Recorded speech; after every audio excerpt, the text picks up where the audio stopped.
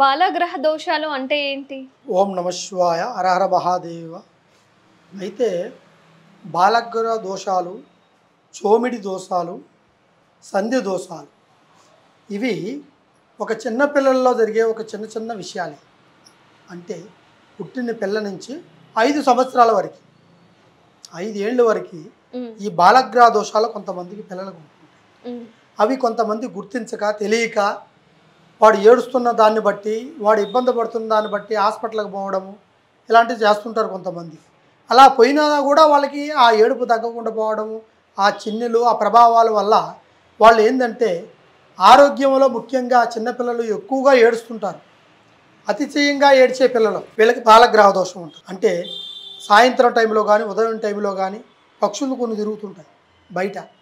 ఆ పక్షి ప్రభావాలు పడ్డప్పుడు బాలగ్రహ దోషాలు, తర్వాత ఈ యొక్క ఎవరో మైలా మట్ర తగులుకొని వచ్చిన వాళ్ళ ద్వారా వచ్చే ఒక బాలగ్రహ దోషాలు, ఇట్లా కొంతమందికి చిన్నపిల్లలకి బాలగ్రహ దోషాలు ఉంటాయి.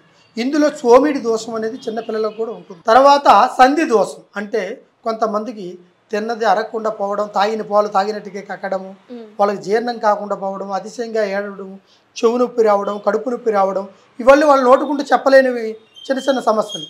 ఈ సంధి దోషాల వల్ల వాళ్ళకి మోషన్స్, ఈ కనిబొమ్మలు ఇవి ఎంట్రుకలు నెక్కబొడుచుకోవడము, దాని తర్వాత వాళ్ళ బాడీలో ఎనర్జీ తగ్గిపోవడము, తర్వాత వాళ్ళు తేలకళ్ళు వేయడము, ఒంట్లో హుషారు లేకుండా పోవడము, ఆకలి ఉండదు, పాలు తాగరు, ఇత్యంగా ఏడుస్తూనే ఉంటారు. ఇక వాళ్ళుగా ఏదో ఒక రూపంలో ఈ చిన్న చిన్న గ్రహాల వల్ల, బాలగ్రహ దోషాల వల్ల, ఈ యొక్క సంధి దోషాల వల్ల ఆ పిల్లలు నలిగిపోతుంటారు.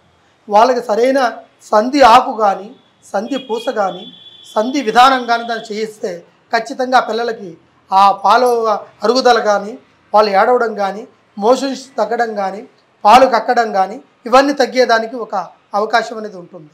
అదేవిధంగా బాలగ్రహ దోషాలకి దానికి సరైన పద్ధతిలో ఏర్పాటు చేసి దాని విధానమైన ప్రయత్నం ప్రకారం చేస్తే కంపల్సరిగా వాళ్ళ ఆరోగ్యంలో కూడా బాగుండే అవకాశాలు 100% ఉంటాయి. కొంతమందికి దిష్టి తగులుతుంటుంది పిల్లలకి, ఆ దిష్టి తీస్తుంటారు. కొంతమంది కత్తితో తీసేవాళ్ళు, ఉప్పుతో తీసేవాళ్ళు, రకరకాలుగా పిల్లలకి నిమ్మకాయతో తీసేవాళ్ళు, కొంతమంది రకరకాలుగా దిష్టితో ఏర్పాటు చేస్తుంటారు. కొంతమంది కత్తితో పుల్లతో తీస్తుంటారు దిష్టి, ఇలా చేస్తుంటారు. ఇలాగా ఈ దిష్టి సమస్య ఒకటే కాదు, దీంట్లో జరిగిన ఒక చిన్న చిన్న సమస్యలు బాలగ్రహ దోషాల వల్ల ఈ పిల్లలకి ఎదుగుదల, ఆరోగ్య సమస్య, పిల్లలు ఎండిపోవడము, 5 సంవత్సరాల తర్వాత పిల్లల్లో కంటి చూపు రకరకాలుగా ఉంటుంది.